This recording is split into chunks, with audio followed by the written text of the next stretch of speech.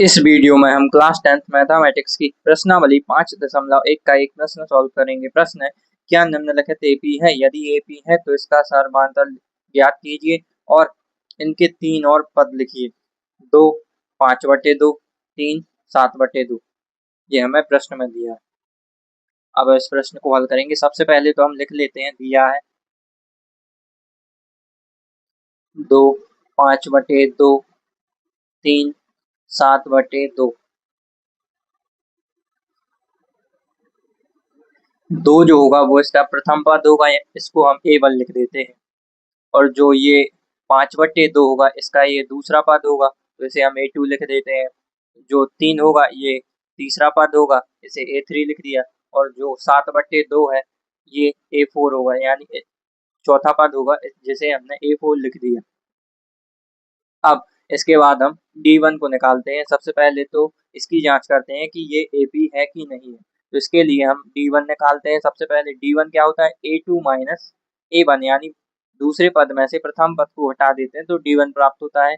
यानी दूसरे पद में से जब हम प्रथम पद को हटाते हैं तो D1 प्राप्त होता है। तो दूसरा पद 5/2 ऋण और प्रथम पद यानी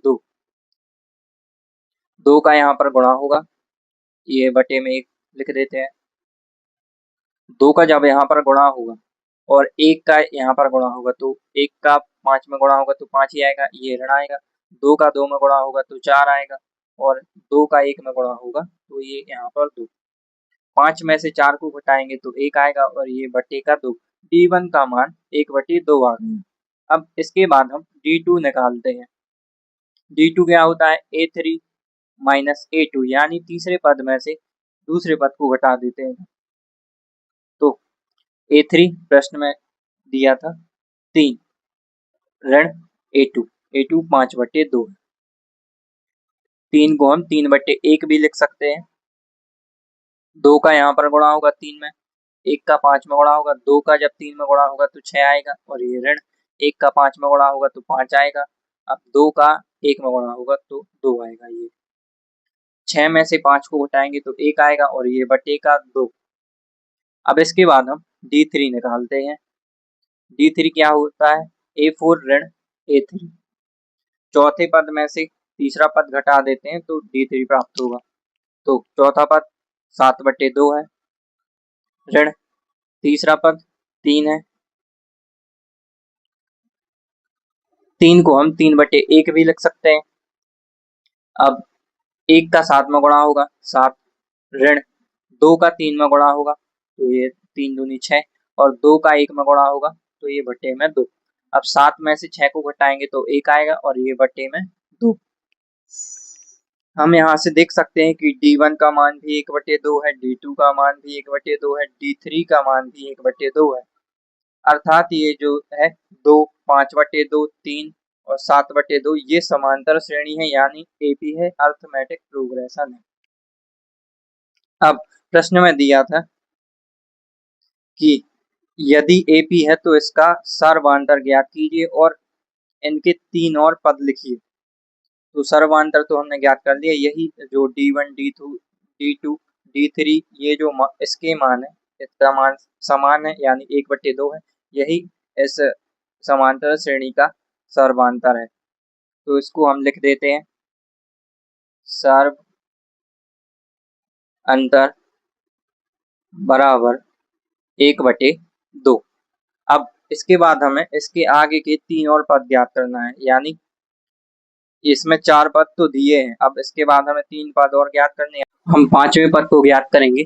पांचवें पद को हम चौथे पद में यानी A4 में सर्वांतर जोड़कर निकालेंगे, यानी A4 प्लस D। चौथा पद था 7/2 प्लस D, यानी सर्वांतर था, सर्वांतर है 1/2।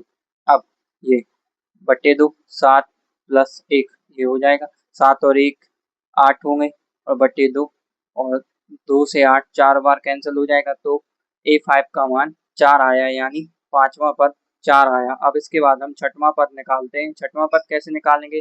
छठवां पद पांचवें पद में सर्वांतर जोड़कर निकालेंगे। पांचवा पद A5 प्लस D सर्वांतर। तो पांचवा पद हमने 4 निकाला प्लस D सर्वांतर 1/2 है।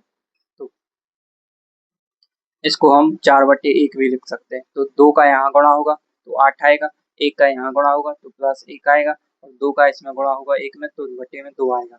8 और 1 9 होता है, और ये बटे में 2, 6 यानी छठवां पद 9/2 आ गया। छठवें पद को हमने A6 लिख दिया और पांचवें पद को A5 लिख दिया। अब सातवें पद को हम A7 लिख देते हैं। इसको हम छठवें पद में सर्वांतर जोड़कर निकालते हैं। छठवां पद 9/2 ज्ञात किया था, प्लस D सर्वांतर 1/2 है, ये बटे में 2 आएगा, और 9 + 1, 9 और 1 10 होता है, और बटे 2, 2 से 10 5 बार कैंसिल हो जाएगा तो सातवां पद 5 आएगा।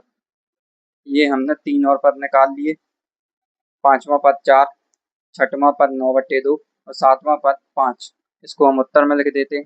ये हमने उत्तर में लिख दिया, 2 5/2, 3 7/2 AP है। इसका सर्वांतर 1/2 और इसके 3 और पद 4 9/2 5 है। यही इस प्रश्न का उत्तर है।